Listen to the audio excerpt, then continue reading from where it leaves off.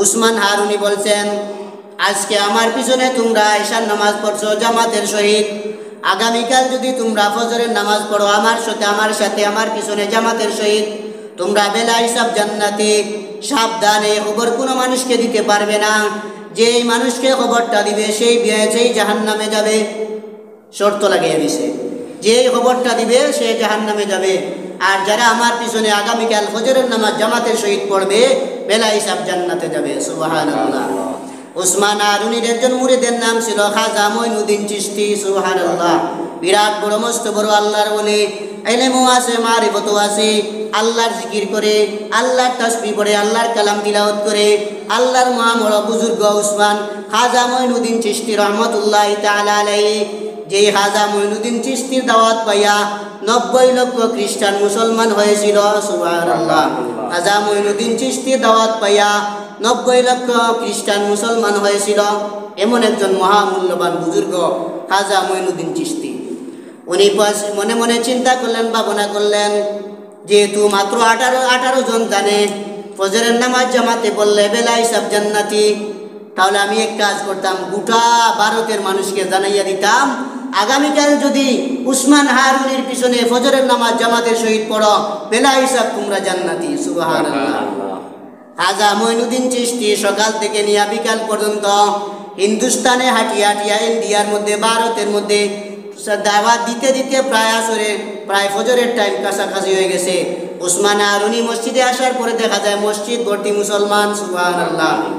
উসমান হারুনি বললেন, বুঝলাম না, আমি বললাম কোনো মানুষকে কেউ জানাইবে না, যেই দাওয়াত দিবে আগামীকাল আমার পিছনে নামাজ পড়লে বেলা হিসাব জান্নাতি, জানানোর পরেও দেখা যায় আমি শর্ত লাগাইলাম, এরপরেও দেখা যায় কোন মানুষটাই দাওয়াত দিল। খাজা উসমান হারুনি ডাক দিয়া বললেন, কে এই দাওয়াতটা দিলা, দাঁড়াইয়া যাও। খাজা মঈনুদ্দিন চিশতি দাঁড়িয়ে গেছে, হুজুর পীর সাহেব আমি দাওয়াত দিছি, গোটা ভারতের মানুষদেরকে আমি দাওয়াত দিছি। সুবহানাল্লাহ। উসমান হারুনি প্রশ্ন করলেন, তুমি কোন কারণে দাওয়াত দিলা? খাজা মঈনুদ্দিন চিশতি ডাক দিয়া বলে, আল্লাহর ওলি গো, আমি চিন্তা করে দেখলাম 18 জন জান্নাতে যাবে, এটা হয় না। গোটা ভারতের মানুষ যদি জান্নাতে যায় আমি জাহান্নামে যাই, আমার কোনো আপত্তি নাই। সুবহানাল্লাহ। গোটা ভারতের মানুষ যদি জান্নাতে যায়, আমি যদি একজন জাহান্নামে যাই, আমার কোনো আপত্তি নাই। আল্লাহর ওলিদের ধারণা, আল্লাহর ওলিদের চিন্তা ফিকির ছিল উম্মত নিয়া, উম্মত কেমনে জান্নাতে যায়, উম্মত কেমনে জাহান্নাম থেকে বাঁচে। আর আমরা নিজের পেরেশানি হইল, আমি নিজে খালি জান্নাতে যাই, জাহান্নাম থেকে বাঁচি, আমার বাইরে আমার দাওয়াত দেওয়ার কোনো প্রয়োজন নাই। আল্লাহর ওলিদের তারা তাদের কত বড় মানুষের মন, বড় মনের মানুষ, তারা বড় মনের পরিচয় দেয়। গোটা দুনিয়ার মানুষ যদি জান্নাতে যায়, আমি যদি একা জাহান্নামে যাই, কোনো আপত্তি নাই। খাজা মঈনুদ্দিন চিশতি আল্লাহর কাছে মাঝে মাঝে দোয়া করতো, আল্লাহ আমাকে তুমি এত বড় বানাইয়া দাও, একা দিলে জাহান্নাম ভরিয়া যায়, আমার দ্বারা যদি জাহান্নাম ভরিয়া যায় তাহলে একটা মানুষের যেন জাহান্নামে না যায়। আল্লাহ তুমি আমাকে এমন বড় বানাইয়া দাও, এমন মোটা বানাইয়া দাও, আমাকে একা জাহান্নামে দিলে যেন জাহান্নাম ভরিয়া যায়, গোটা দুনিয়ার মানুষ যেন জাহান্নামে না যায়। সুবহানাল্লাহ। কি মনের মধ্যে তাদের বড় মনের পরিচয়। গোটা দুনিয়ার মানুষ যদি জান্নাতে যায় আর আমি যদি জাহান্নামে যাই, আমার কোনো আপত্তি নাই। উসমান হারুনির কাছে একবার কয়েকজন মানুষ উসমান হারুনি নিকট এসে বলল, মনে মনে ধারণা করল উসমান হারুনি বড় বুজুর্গ, আল্লাহওয়ালা মানুষ, আল্লাহওয়ালা বুজুর্গ, কামনাতির উচ্চ পর্যায়ে। উসমান হারুনি রহমতুল্লাহি তাআলা আলাইহি, উসমান হারুনি উনার কাছে কয়েকজন মানুষ গিয়া বলল, মনে মনে ধারণা করল আজকে উসমান হারুনির কাছে আমরা মনে মনে চাইব, খাবার চাইব, এক একজনের মনের মতো চাহিদা অনুযায়ী খাবার চাইল। উসমান হারুনির বাসায় গেল, রুমের মধ্যে যাওয়ার পরে তারা প্রায় 18 থেকে 20 জন তাদের মনে মনে ধারণা করলো আমি গুস্ত দিয়া খাবার খাইব, আর একজন ধারণা করলো আমি বড় বড় মুরগের রান দিয়া খাবার খাইব, আর একজন বললো আমি জান্নাতি খাবার খাইব। সুবহানাল্লাহ। 18 জন 20 জনের মনে মনে 20 জনের 20টি ধারণা, যে আমি আমার মন অনুযায়ী চাহিদা অনুযায়ী খাজা উসমান হারুনির কাছে প্রকাশ করব না, মনে মনে বলবো যে এটা খাই। সুবহানাল্লাহ। আল্লাহর ওলি উসমান হারুনি 2 রাকাত নামাজ বললেন সালাতুল হাজত। সুবহানাল্লাহ। সালাতুল হাজত এমন একটা মেশিন, এমন একটা বোমা, সালাতুল হাজত এমন একটা মেশিন, এমন একটা পাওয়ারফুল জিনিস। সালাতুল হাজত পড়িয়া যদি কোনো মানুষ আল্লাহর কাছে দোয়া করে, যা চাইবে আল্লাহ তা দান করবে। সুবহানাল্লাহ।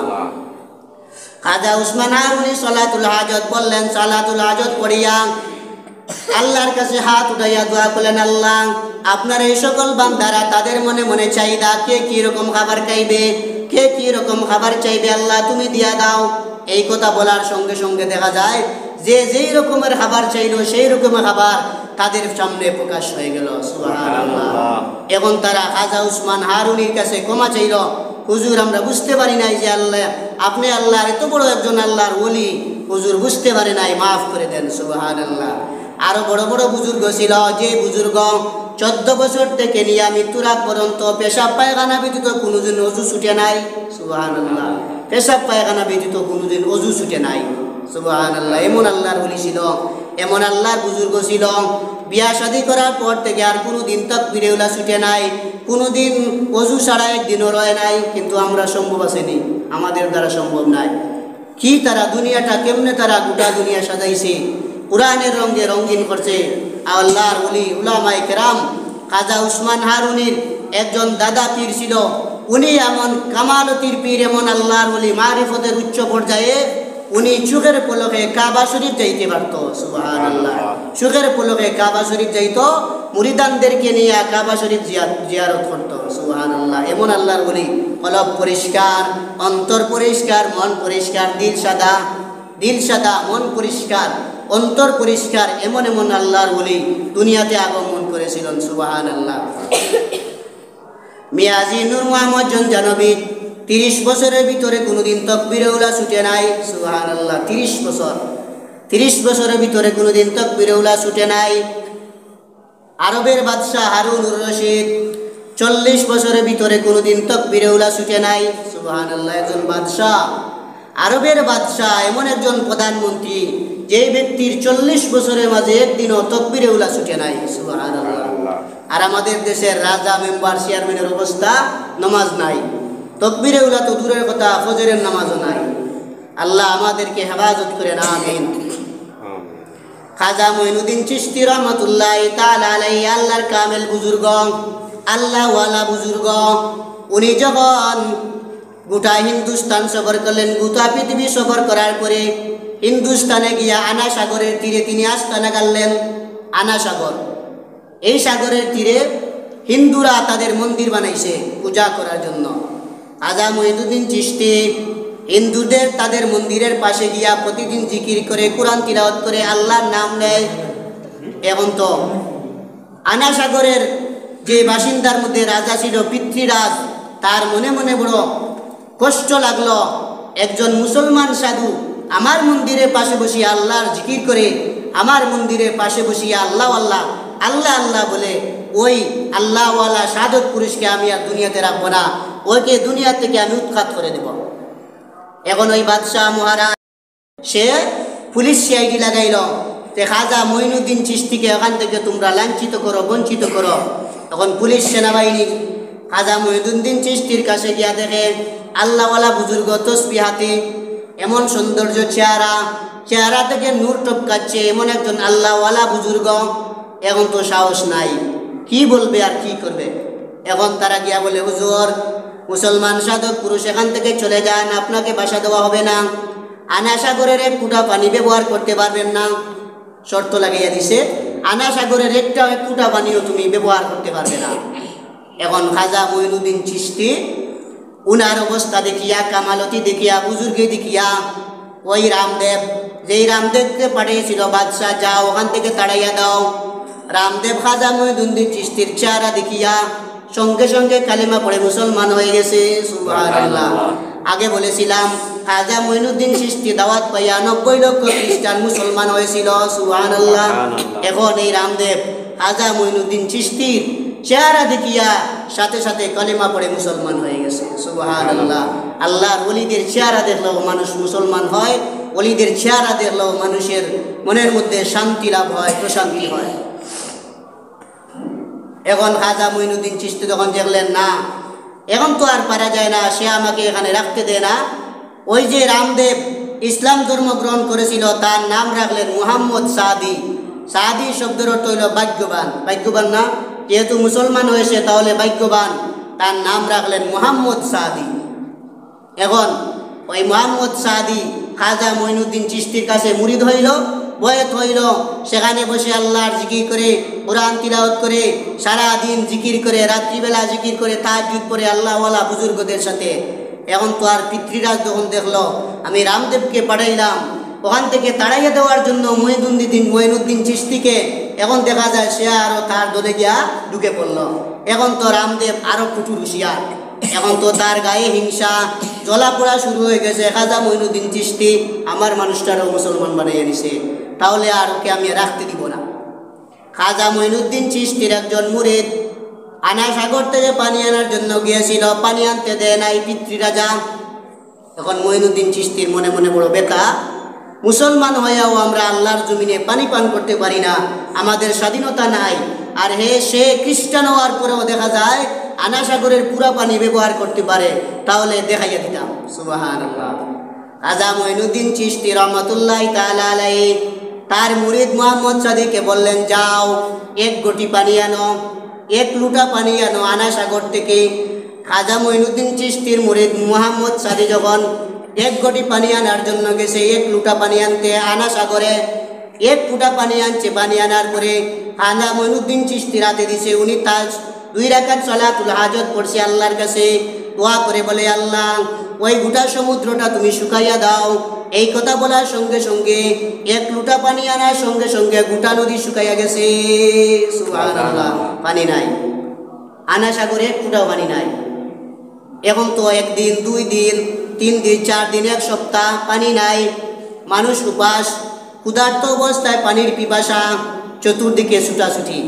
বাদশাকে বিয়া বলে, মহারাজ আনা সাগরে পানি নাই, মুসলমান সাধু খাজা মঈনুদ্দিন চিশতি পানি নিয়ে গেছে। কয় ফুটা পানি নিছে? এক লুটা, এক বদনা পানি নিছে, এক মালই পানি, মাত্র 1 কোটি পানি নিছে। খাজা মঈনুদ্দিন চিশতি সারা নদী শুকাইয়া দিছে। সুবহানাল্লাহ। আল্লাহর ওলিদের কারামত, কত বড় একটা কারামত খাজা মঈনুদ্দিন চিশতি। এখন খাজা মঈনুদ্দিন চিশতি রহমাতুল্লাহি তাআলা আলাইহির কাছে ওই যে রাজা ছিল, হিন্দু রাজার মা বুঝতে পারছে যে মুসলমান সাধকের মধ্যে কারামতি আছে। তখন সে গিয়া খাজা মঈনুদ্দিন চিশতির পায়ে ধরল, ওই রাজার বাদশার মা পায়ে ধরে বলল, বাবা মহারাজ, আমি তোমার হাতে ধরলাম, কালিমা পড়ে মুসলমান বানাও। আমি আমার ছেলেকে বলবো যেন তোমার সাথে দুষ্টামি না করে, আপনার সাথে যেমন খারাপ ব্যবহার না করে, আমার ছেলেকে নিষেধ করব। ঠিক আছে মা, আপনি যান, আপনার ছেলেকে বলেন, কিন্তু পানি দেওয়া যাবে না। এতদিন আমাদেরকে 1 ফুটাও পানি দেয় নাই, 1 লুটাও পানি দেয় নাই। আজকে মাত্র 1 কোটি পানি আনার কারণে যখন আনা সাগরের সকল পানি শুকিয়ে গেল, তাহলে আজকে আর পানি দেওয়া যাইত না। খাজা মঈনুদ্দিন চিশতির কাছে মহারাজ পিতৃরাজা রামদেব সকল খ্রিস্টানদেরকে নিয়ে খাজা মঈনুদ্দিন চিশতির কাছে ক্ষমা চাইল। ক্ষমা চাইয়া বলল, মহারাজ আমরা আর পারি না, আপনার চেহারাও সুন্দর, আপনার চেহারা থেকেও ইমানের নূর বাইর হইতেছে, আপনার চেহারা থেকে আল্লাহওয়ালাদের নূর বাইর হইতেছে। আপনার চেহারা দেখে আমরা আর আমাদের কোনো পেরেশানির কোনো সীমা থাকে না। আপনার চেহারা দেখার পরে আমাদের আর মনের মধ্যে কোনো উদারতা নাই। খাজা মঈনুদ্দিন চিশতি কালিমা পড়াইয়া মুসলমান বানাইয়া দাও, আজ থেকে আমরা আপনার সাথে আর দুষ্টামি করব না।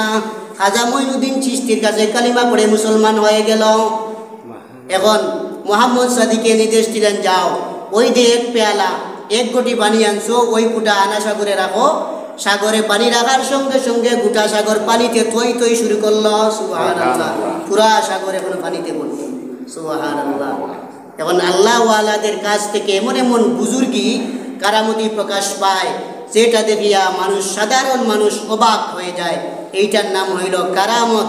কারামাতুল আউলিয়ায়ে হাক্কুন, আল্লাহর ওলিদের কারামত হইল সত্য। শাহপরান রহমতুল্লাহি তাআলা আলাইহি বাংলাদেশে আসার পরে শাহজালাল নিজামুদ্দিন আউলিয়া তাকে 1 জোড়া কবুতর উপহার দিয়েছিলেন। দিল্লিতে থাকা অবস্থায় নিজামুদ্দিন আউলিয়া 1 জোড়া কবুতর উপহার দিয়েছিলেন শাহজালাল রহমতুল্লাহি তাআলা আলাইহি। উনি তার নিজের নাম অনুসারে কবুতরের নাম রাখলেন জালালি কবুতর। শাহজালাল রহমতুল্লাহি তাআলা আলাইহি সিলেটে আসার পরে যখন এই জ্বালানি কবুতরগুলা তিনি লালন পালন করতে লাগলেন।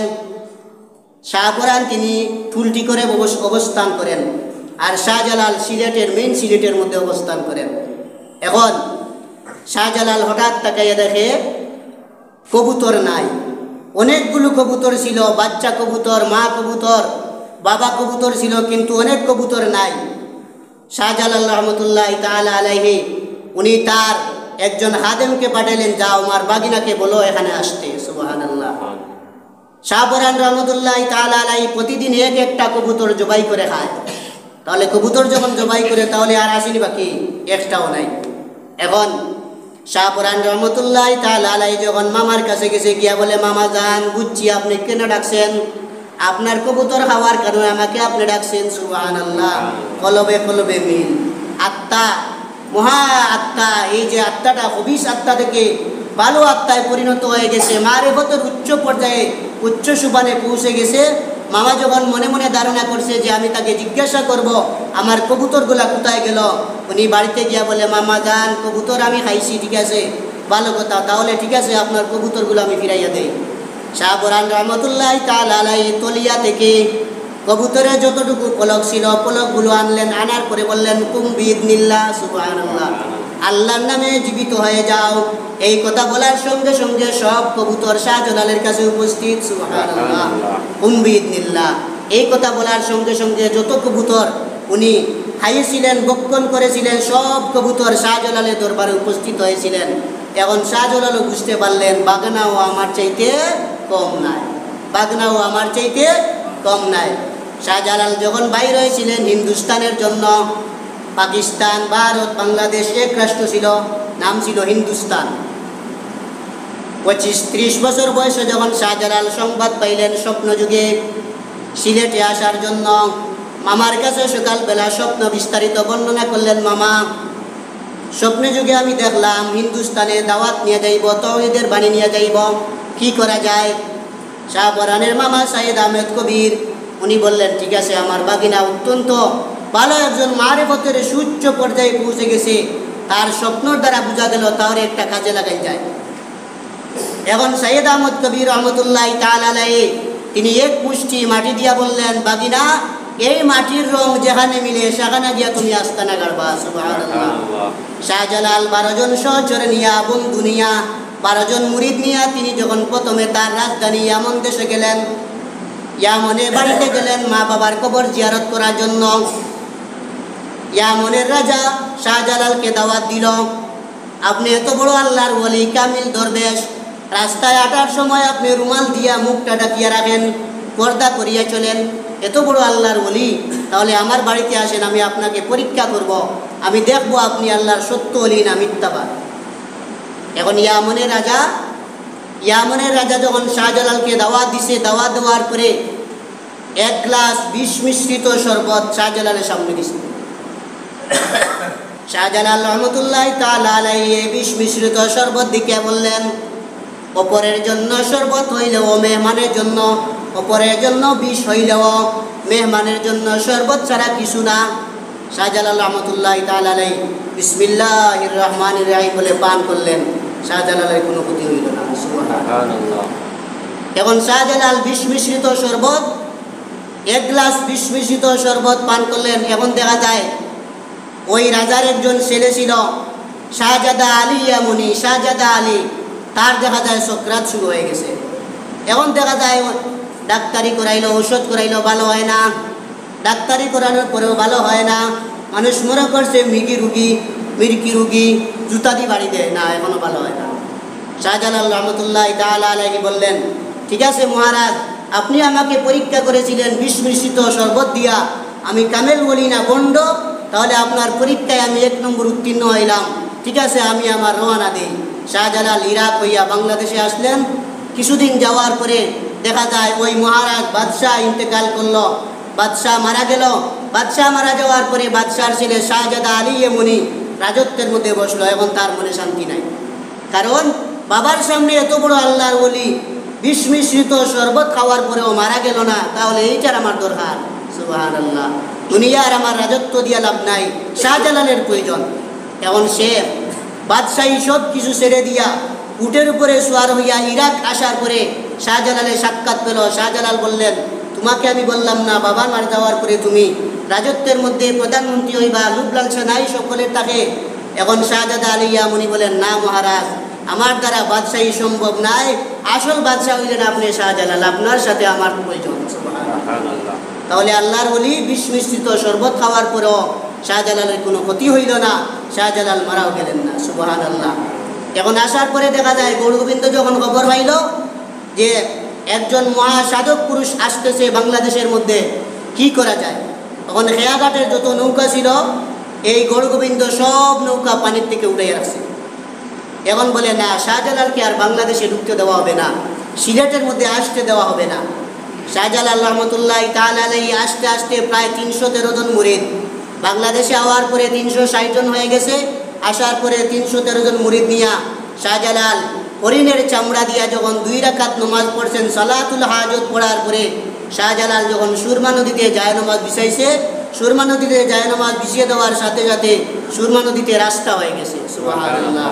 313 জন আউলিয়া নিয়া শাহজালাল যখন সিলেটের শ্রীহট্টর মধ্যে মেইন মন্দিরের মধ্যে যখন প্রবেশ করলো, এখন তো আর গৌরগোবিন্দ দেখে উপায় নাই।